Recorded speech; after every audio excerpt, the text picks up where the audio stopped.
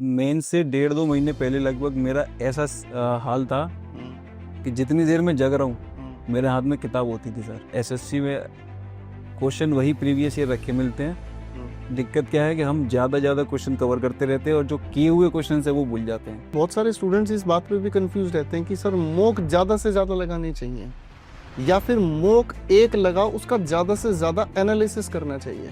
Video देखने में लगता है हमें 1 घंटा, उसी के नोट्स बना लो, उसको रिवाइज करने में लगेंगे 10 से 12 मिनट ज़्यादा। इंग्लिश को कितना टाइम देते थे मतलब?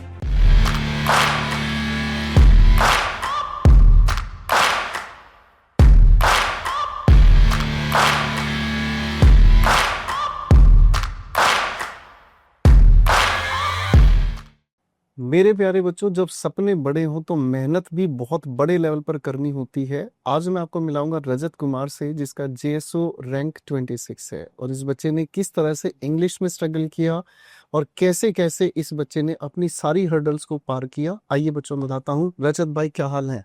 बढ़िया सर। तो कहाँ से हो, पहले ये बताओ। मैं सर एटा यूपी से हूँ, एटा डिस्ट्रिक्ट है यूपी में। तो मतलब आसपास कितने लोग हैं जो गवर्नमेंट जॉब में हैं अभी? अभी सर मेरे आसपास तो 1-2 भैया हैं, जैसे वो बैंक में है और बाकी साथ वाले दोस्त तैयारी कर रहे हैं। अच्छा, अभी तैयारी कर रहे हैं हाँ। वो लोग। तो करियर विल के बारे में कैसे पता चला था? सर मैं शुरू से तो पहले डिफेंस में मेरा एम था, डिफेंस फोर्सेस में जाने का। फिर मेरे इंटरव्यू रिटन तो हो जाता था बार बार, पर एसएसबी इंटरव्यू नहीं निकलता था।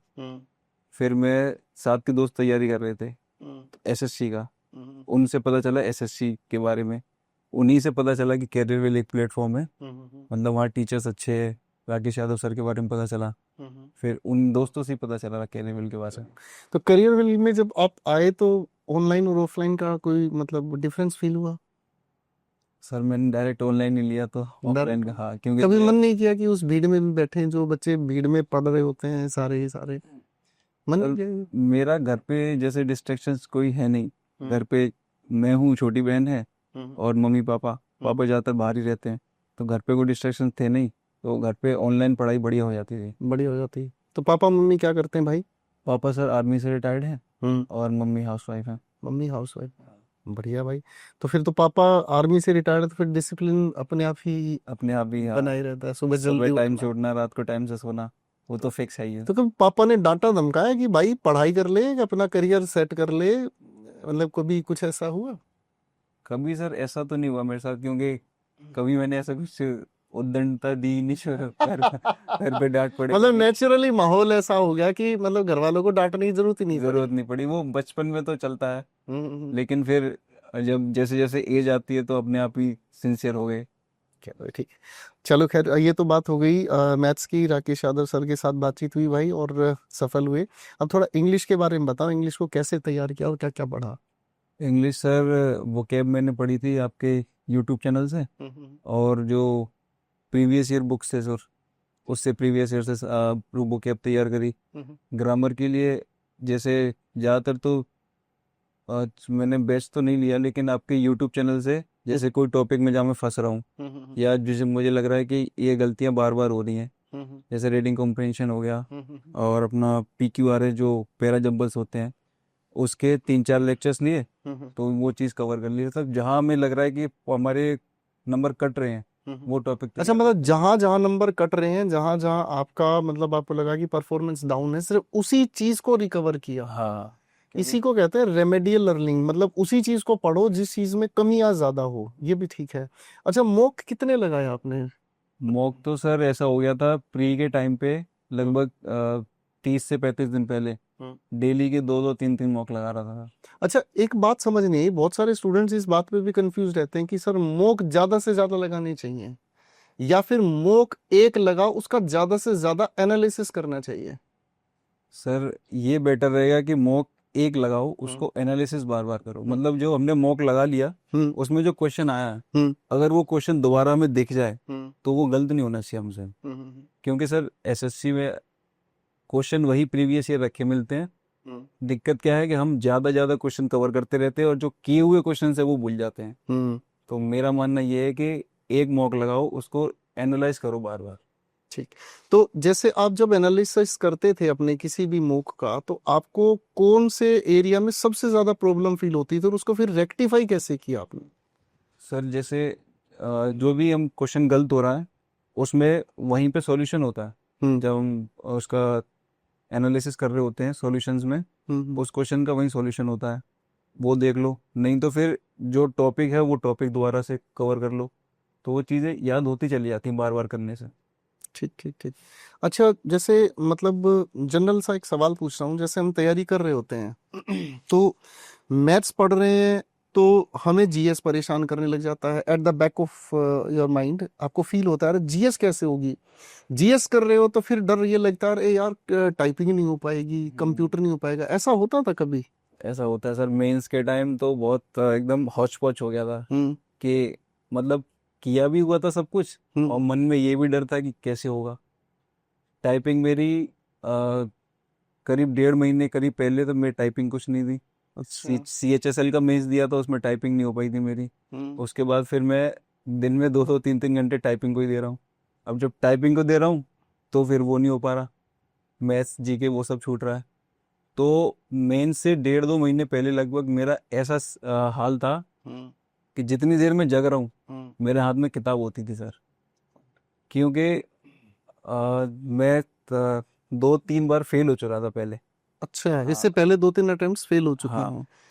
मैं सर बताऊं आपको, बिल्कुल खुलकर। यूपीएसआई का पेपर शुरू से मैं डिफेंस में जाना चाहता था। एनडीए दिए मैंने, सीडीएस दिए, रिटन क्वालिफाई होते थे, इंटरव्यू में रह जाता था। फिर मैंने सोचा यूपीएसआई का आया 2021 में, मैं कहा चलो ये वर्दी वाली फॉर्म है, फोर्स वाली जॉब है, ये करते हैं। इसमें मेरा रिटन अच्छा हुआ था, फिजिकल क्लियर हो गया था, मैं श्योर था सिलेक्शन हो जाएगा। पर नॉर्मलाइजेशन की वजह से जो भी हुआ, नॉर्मलाइजेशन फाइनल ने मेरिट बहुतों में को खाया है। तो फाइनल मेरिट में बाहर हो गया मैं। उसके बाद सर मैं चला गया डिप्रेशन में। कैसे कि यार ये जो सवाल है ना डिप्रेशन का, ये लगभग हर एक बच्चे का सवाल है। डिप्रेशन से अपने आप को कैसे रिकवर किया अपने? सर मुझे नहीं पता मैं कैसे रिकवर हुआ, पर मैं क्रेडिट देना चाहूँगा अपने दोस्तों को। क्योंकि जब मेरे साथ ये हुआ तो मुझे होश नहीं था कि मेरे को घबराहट सबसे ज़्यादा ये थी कि सही कैसे होगा, क्योंकि जानते हैं नहीं इसके बारे में कुछ। पर मेरा दोस्त है निखिल, आकाश है, ये दोस्त आया हुआ है प्रद्युम्न, ये है, इन्होंने सर एक भैया है मेरे विवेक भैया, वो सर खुद बैंक में है, शाम को 5-6 बजे जब भी फ्री होते थे आगे 2-2 3-3 घंटे मेरे साथ बैठना, मुझे समझाना, पूरे दिन मेरे साथ रहना।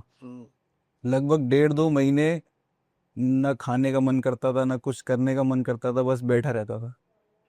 फिर धीरे धीरे रिकवर हुआ। फिर एसएससी सीपीओ आया, मैं कहा चलो यूपीएसआई नहीं हुआ, एसएससी सीपीओ लेते हैं, ये भी वर्दी की जॉब है, फोर्स की जॉब है, बढ़िया रहेगा। सीपीओ में प्री क्लियर हुआ, फिजिकल क्लियर हुआ, मेंस क्लियर हुआ, मेडिकल आउट हो गया। फाइनल जो मेरे मार्क्स थे उस हिसाब से जो फाइनल रिजल्ट आया मेरे को सीआईएसएफ मिल जाती। अब ये जो अटेम्प्ट था मैंने डिसाइड कर लिया था कि ये मैं अपने दम से दूंगा, हो गया तो ठीक, नहीं तो मैं कुछ और करूँगा। तो मैंने इस बार तैयारी में कोई कमी नहीं छोड़ी।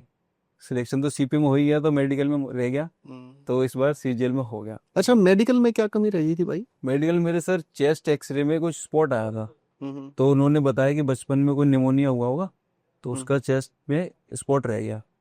मैंने पूछा कुछ इसका इलाज वगैरह, ये इलाज कुछ नहीं, बस आप आउट नहीं है, हाँ अनफिट है। कहता हूँ ना मैं, सपने जब बड़े होते हैं तो मुसीबतें भी बड़ी होती हैं। और जैसे रजत भाई के साथ हुआ है कि एग्जाम, बस ये है कि अब जॉब लग गई और उसी एक कदम से पहले आउट। तो ये बड़ा मतलब सेटबैक होता है एक स्टूडेंट के लिए, एक जिसके सपने बड़े होते चले जाते हैं जैसे जैसे वो सफलता के नजदीक होता है। ये बात तो सच में अपने आप में चैलेंजिंग है। तो और एक बात इसके साथ और भी कहता हूँ बच्चों, ये आप अपनी लाइफ में भी अपना के देखना। ठीक है, जब दर्द बढ़ जाए सीने में तो दुआ काम करती है, जब दुआ काम नहीं करती तो दवा काम करती है, और जब इस पूरी दुनिया के असले फैल हो जाएं तो सिर्फ दोस्त काम आते हैं। अपनी जिंदगी में अगर आपको एक्सट्रीम लेवल पर स्ट्रेस हो जाए तो अच्छे दोस्तों के बीच जरूर बैठना शुरू करो। वो आपको खींचेंगे, हंसी मजाक करेंगे, खुद पर भी हंसेंगे, दुनिया पर भी हंसेंगे और हर तरह के तनाव पर हंसना सिखा देंगे। ऐसे दोस्तों के साथ मत बैठना जो गलत रास्ते पर चलना सिखा दें। तो ये तो बहुत अच्छी बात है। आपके दोस्तों को पर्सनली थैंक्स है कि जिन्होंने ऐसा नगीना जो है मतलब उसको उसकी चमक तक पहुंचाया। थैंक्स है आपके दोस्तों को भाई। इंग्लिश को कितना टाइम देते थे मतलब? इंग्लिश को सर दिन में 1 से 1.5, कितना भी कम करो सर, 1 घंटा वोकेब में लग ही जाता है। उसके बाद तो जैसे आप वोकैब की क्लास देखते थे, उसके नोट्स खुद से बनाते थे, या जैसे मैं रूट लेवल पर चीजों को समझाता था वो एक बार में समझ आ गया, क्लिक कर गया, फिर झंझट नहीं? जैसे सर वीडियो देख रहे हैं, जो चीज हमें लगी कि क्लियर है वो नहीं लिख रहे, अच्छा। जो ये लग रहा है कि ये स्किप हो सकती है वो नोट करते जा रहे हैं। यानी कि क्योंकि स्मार्ट नोट्स बनाने शुरू हाँ, कर। क्योंकि वीडियो देखने में लगता है हमें 1 घंटा, उसी के नोट्स बना लो, उसको रिवाइज करने में लगेंगे 10 से 12 मिनट ज्यादा से ज्यादा, तो वो बेटर है। आप जिम करते हो मुझे लगता है। सर जिम नहीं, मैं स्टेट वॉलीबॉल प्लेयर हूँ, यूनिवर्सिटी से ही वॉलीबॉल खेला हूँ, अच्छा। तो फिटनेस थोड़ा ठीक ठाक है। हाँ, मैं फिटनेस देख रहा हूँ, मतलब जेन्युइनली आपकी फिटनेस ऐसी है जैसे कि आप एक मतलब डिफेंस में जाने के लिए। एक बार देखिए हाथ ऐसे करके, बच्चों बताना किसके ज्यादा है। ठीक है, चलो ये तो खैर मजेदार बात थी। तो अब इसके बाद दोबारा कोई एग्जाम कंटेस्ट करना है? सर अभी तो नहीं है विचार, आगे क्या बनता है कुछ कह नहीं सकते। चलो, तो अभी एज अभी ये कितनी है रिलैक्स आपकी? हो गया कि जॉब हो गई। एज कितनी है अभी आपकी? एज 26 है। 26। परफेक्ट। तो ठीक है, तो इसके बाद तो मतलब अपने आप को आगे और रास्तों पे जिंदगी में आगे बढ़ाओ। चलिए ठीक है रजत भाई, बहुत बहुत बधाई, और इसी तरीके की प्यार भरे सफर और भी आप लोगों के साथ साझा करेंगे। सफलता की कहानियां वही लिखते हैं जिनके जज्बे सफल होते हैं। Best wishes.